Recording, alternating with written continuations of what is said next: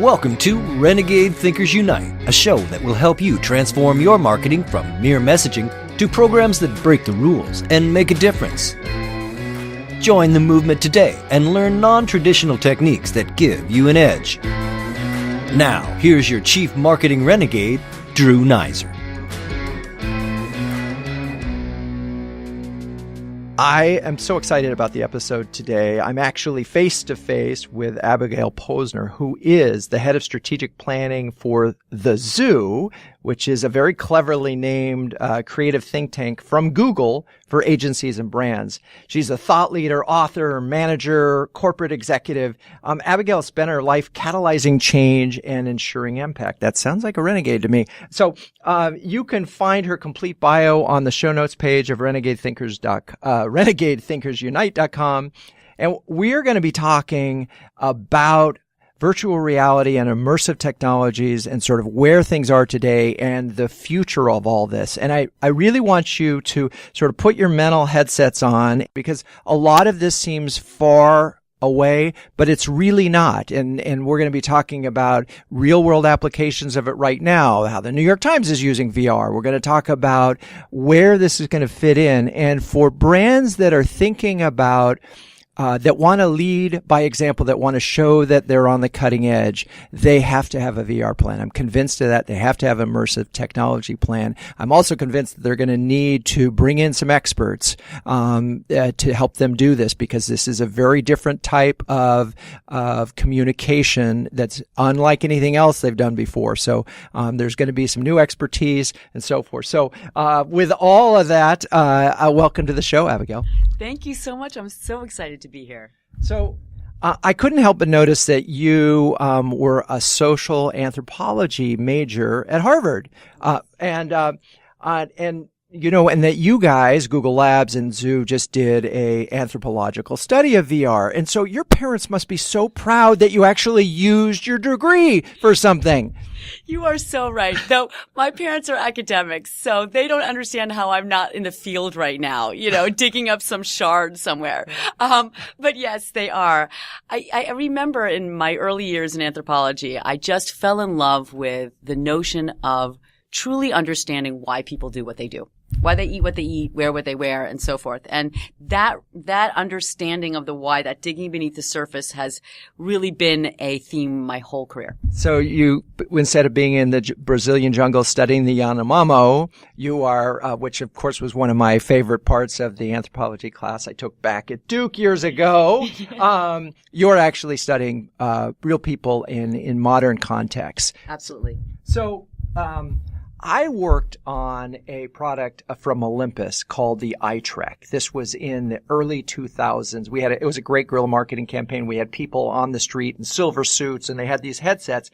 And it was kind of a cool way to watch a movie. Yeah. But ultimately, it didn't succeed because, frankly, one, there was a cost issue. But two, they're not very comfortable. And so to me, the first part of this is I have to get someone to wear this headset. And that's a challenge. So just help me through this first part of VR. I got to get someone to wear something. And where is that right now? And is that going to be solved quickly? Well, I mean, I think the best way to think about it is looking at other categories, other experiences, and just trying to make the connections. So, when would it have been okay to walk around holding a little device with earbuds in your ears talking to yourself?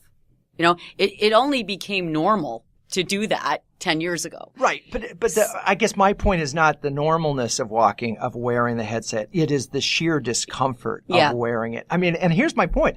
I thought Google Glasses was the trick. I mean, and because they were comfortable to wear. Right. So if you could give me a VR immersive headset that's a Google Glass, I'm all in. Yeah.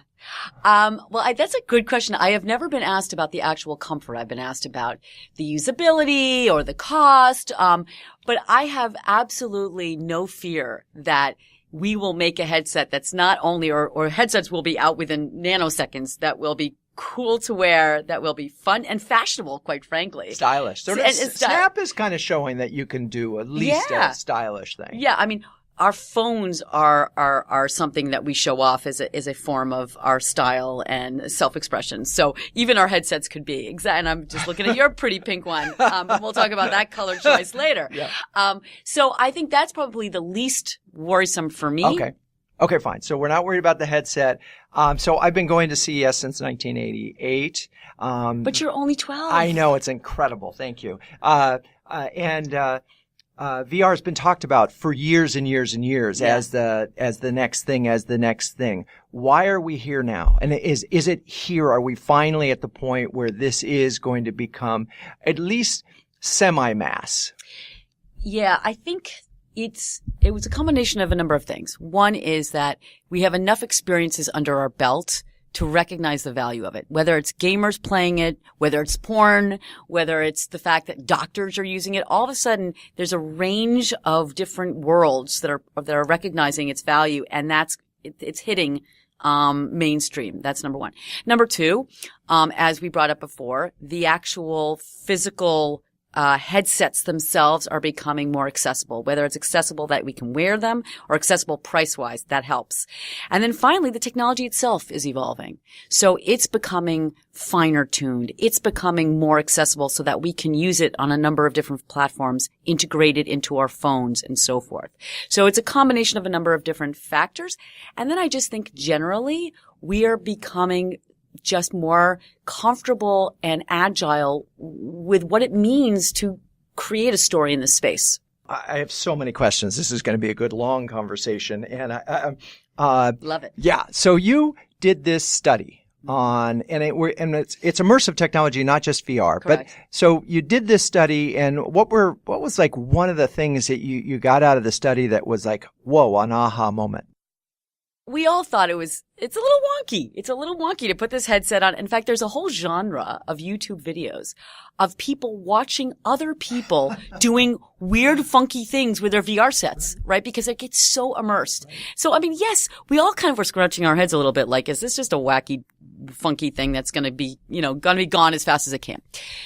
But once we dove into it, what we realized was that the entire story experience is different from anything we've ever had before. Because every other type of experience tends to be linear. When I mean story experience, every other story is being told by someone else and you have to follow along their path, right? And it's very, it requires language for you to really follow it, right? This is very different. First of all, you're in charge. No one's telling you where to go.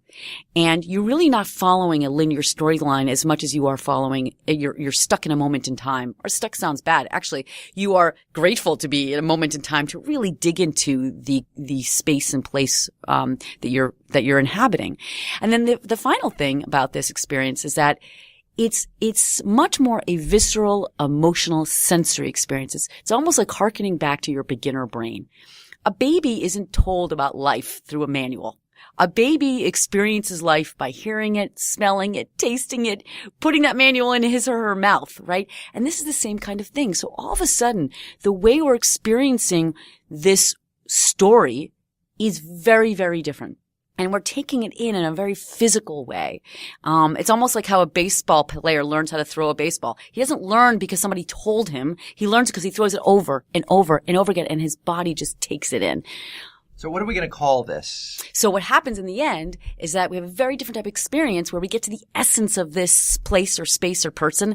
And essentially we're evolving from storytelling to story living. Storytelling has been a dominant part of marketing conversations, and it's hilarious. So I've been at conferences where the brand is talking about storytelling, but forgot to tell a story, in order to do it, and that's a pet peeve. Another pet peeve is that really people don't understand what storytelling is about, and the narrative, and the different types of it, and the true expertise that is required. So what I'm curious about here is, are there experts yet in the world of story living? Because that, again, I don't think anybody can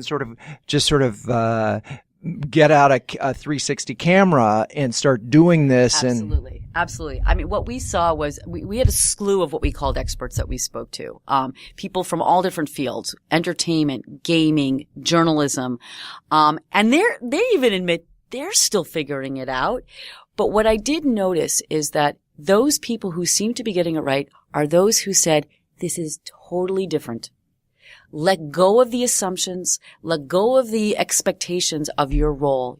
You as a storyteller are no longer telling. You've got to relinquish that and just be willing to offer something.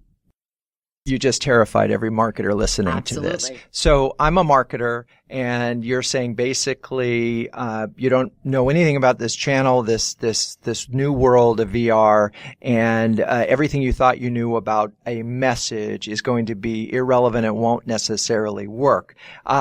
So help me sort of bring the marketers back to this now and say, don't worry. At some point in time, they'll feel really good about your brand as a result of your creation. Yeah, I would think that marketers may not be as scared as you think. For one thing, they have those who have dove knee deep into digital know that they're not the only person, they're not the only dictator of the story, and that the user and their communities have a role in helping shape that story as well. So I think it's not black and white. The other thing too is if you go back to the essence of branding and brands, right? It's all about really the role and meaning of a product in people's lives, giving it something beyond just the functional benefits to a human being. And so what VR is really doing is going back in time in a way. It's going back to the fundamentals of really what's so valuable about brands, which is really getting to the essence and meaning of a brand, of a product in people's lives.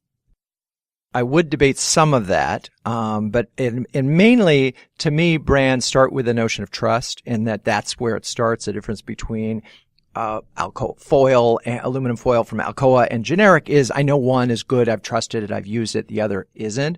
But I think you're onto something bigger, and I tend to agree with you. But we're going to dive into that when we get back. We're going to take a quick break. Because I will say that's table stakes. Okay, perfectly said, and we'll be right back. Renegade Thinkers Unite is brought to you by Social Media Explorer, the website that explores the world of social media from the inside out.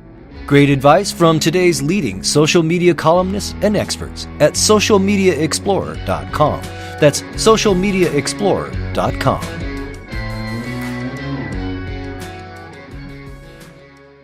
Okay, we're back, and my guest is Abigail Posner, the head of strategic planning for The Zoo, which is Google's creative think tank for agencies and brands.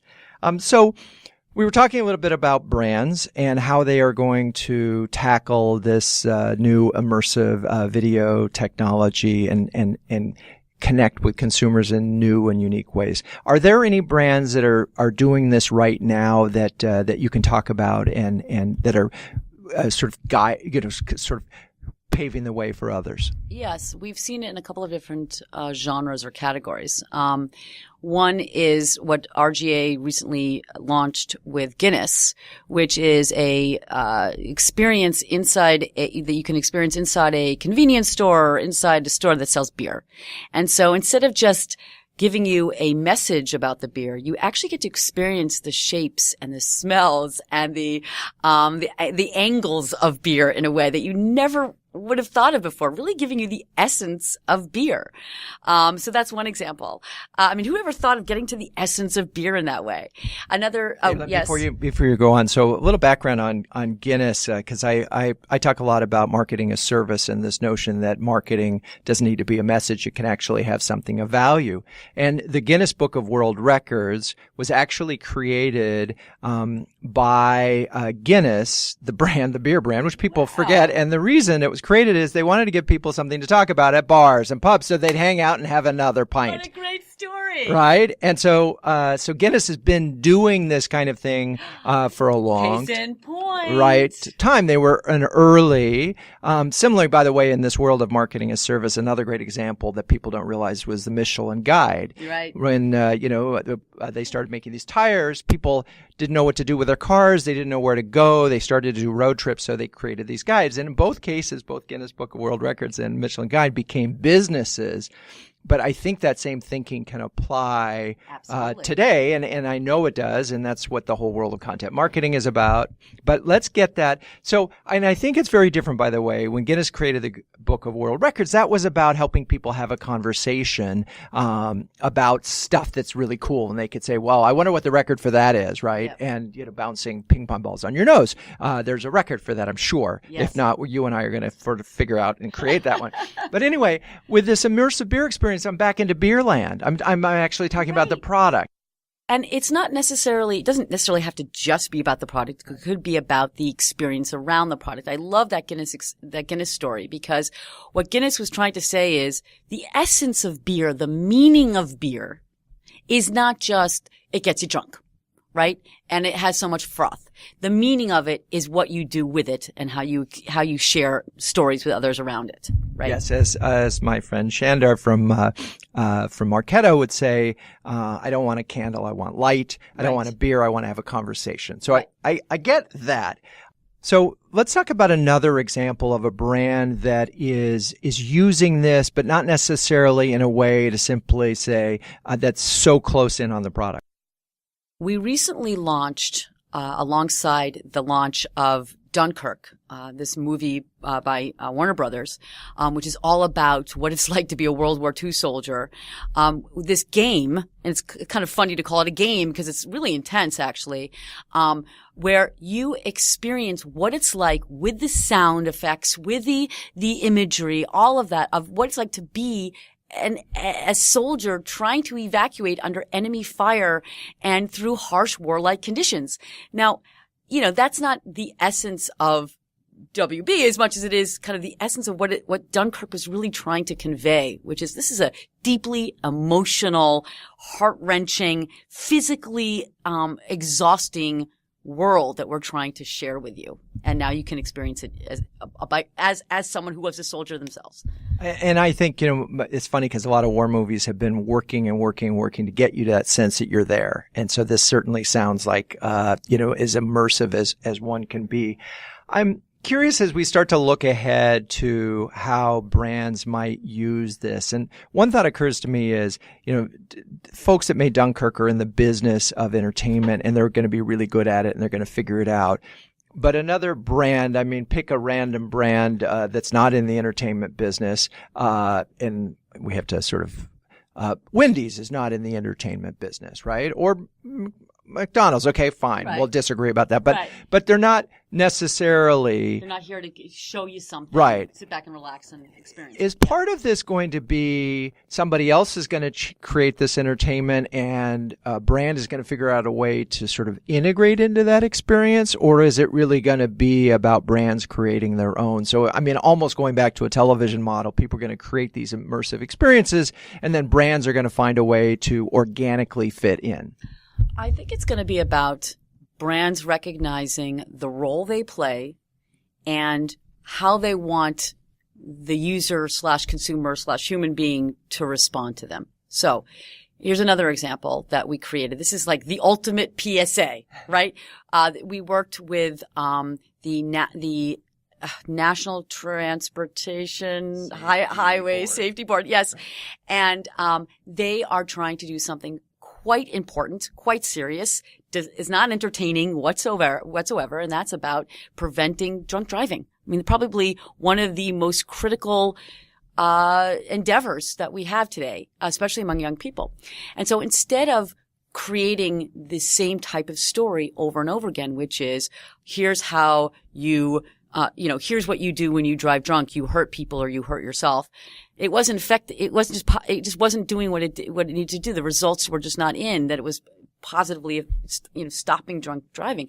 They said, we're going to create a VR experience, a 360 experience where people would themselves experience as sober people what happens to themselves as they get increasingly drunk, where you're playing bar games, for example, and all of a sudden, you don't have the same trajectory you used to, or the sounds that are penetrating your brain are now more muffled, and you come across as really funny to your friends. And so all of a sudden you realize that which you wouldn't realize being drunk, how affected you are as someone drunk.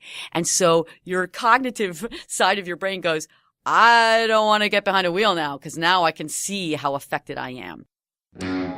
You've been listening to another great interview on Renegade Thinkers Unite with Drew Neiser. But the value doesn't end there. As a listener, you can download a free ebook from Drew, Renegade Thinkers, interviews with 11 trailblazing CMOs any business can learn from. Top marketing thought leaders and proven executives from Time Warner, American Express, and Chico's, and others. Get your free copy at renegadethinkersunite.com/ebook. For listeners only at renegadethinkersunite.com/ebook. If I'm a brand and I'm looking at VR right now, what are some of the things that I should be trying to do to capitalize on this burgeoning, we'll call it a channel, even though it's more than that? Recognize that this is not a story-like experience that we've ever had before. In other words, it's not a linear story. It's not a place where you can message something that has a beginning, middle, or an end. It is not a space that a marketer can control.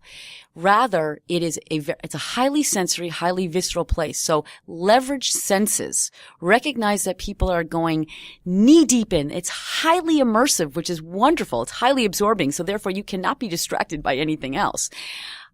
But in that experience, you have to realize that this is not a place where you can distract them with stories and language. Let them go and experience a world by themselves. There's so many different nooks and crannies for them to unearth, and people want to do that. Let them do that. Give them the opportunity to just kind of see everything from different angles. I can see the opportunity for everybody in the hospitality and travel industry, no doubt, as a way of helping someone feel like what it will be to do it. Are there some other categories that you just think are so natural for this that they should be looking at VR and 360 now? Yeah, I mean, we could talk about journalism as an example. When we spoke to users about the piece that New York Times did for Wrigley Field, and in this case, it was a 360 experience where people got to feel like, not just see or hear, feel like what it was like to be the tailgater behind the field. So they weren't even in the stadium, but they were amidst all these other crazy fans. And even though the New York Times gave great stories about play-by-plays and stats and really kind of, got into the guts of what was going on with all the different games, it was this experience being there and behind the field with other fans that you had to feel the visceral sense of what it was like to be there as the Cubs won. Now, New York Times is a brand. It's a journalistic brand, but it's a brand. In fact, Meredith Kopelevian was a guest on Renegade Thinkers Unite and talked a lot about her brand and growing her brand and expanding her brand, and having VR experiences is a very important part of their tech-forward digital position. And I think that's the key thing I want to zoom in right now as I start to wrap up and summarize this. Brands that are cutting edge, whether they're technology brands or they want to be perceived as such among younger potential recruits, need to be embracing this kind of technology because the medium is the message in many cases, even if it is something that is not going to get you to a sale per se. It says a tremendous amount. I mean, I know that GE is probably doing something on this right now because they've always been on the forefront of this kind of thing. But, it also occurs to me there's a huge B2B opportunity with VR in that interesting companies that say are recruiting in a different area and they want to give someone a sense of what it's like to be in the Apple, the new facility at Apple, Absolutely. Right? If I want to recruit, that would be a very cool thing to do. Absolutely. The other thing that I think is happening, which I'm happy to see, and VR is an expression of that, is that we human beings, we want to learn. We actually want to get into the guts of things. It may not be learning about everything, But we have, it's a human desire, kind of a fundamental human desire to really dig in and understand our world better. And I think if we all as marketers recognize that we don't just want to have surface level understanding, we don't want just to have a quick hit, we don't just want to, have something that everybody can understand, but actually we want to get into the guts of things. And by the way, that's what digital has really offered us. The ability to, if we wanted to, get the surface, but if we want to go in and get the details, that is something that we're seeing time and time again. And what VR does is open that up for more. And so I actually think it's quite exciting for marketers to take advantage of users or human beings' desire to really expand their mind. Well, and their emotions. I love your enthusiasm for this, and this has got to be a very cool space to be in right now, and an exciting part of Google. How does Google end up monetizing this? That's a good question. I'm not sure this is the place to talk about it, but that'll be a podcast for another day. How about that? Okay, that's a dodge, but we'll take it. I sprung that out of there, and we can all sort of think about this. I totally appreciate your comment about learning. Obviously, I hope that's why people are listening to this podcast, yes. And looking for the insights. So, as you wrap up, we've talked about it, and you used a term earlier in a previous conversation about it's not about messaging, it's about meaning making, and I love that. I mean, and I think any brand, if they start to think about their efforts as meaning making, it will be transformative. It may not get them to VR, but it will transform their communications. It will transform how they think about, they market to their employees and to their customers and ultimately to their prospects. So that is a really cool term, and I'm going to borrow it all the time now, but I might credit you. Please. That'd be nice. Okay. So, 1 minute summary. We're talking to a brand. We have the CMO of Ford. Yes. What's your 2 do's and 1 don't for virtual reality and immersive? Make sure that we capture all the details and elements and make the experience highly sensory. Make it about something very specific. Don't worry about getting into the guts of something. People want it. People want to experience that. Do not try to be persuasive. Do not try to throw a lot of messages and language at people. That is not the space, the culture of VR. Great place to summarize. And Abigail, thank you so much for being on the show. And speaking of not messaging, I want to thank the listeners for tuning into Renegade Thinkers Unite. And I'm going to put a little plug in here, which is if you've enjoyed this episode, please tell your friends about Renegade Thinkers Unite, or better yet, write a review on your podcast channel of choice. It could be iTunes, Stitcher, iHeartRadio, Overcast FM, whatever. We're on almost all the channels. So until next time, keep those renegade thoughts a-coming.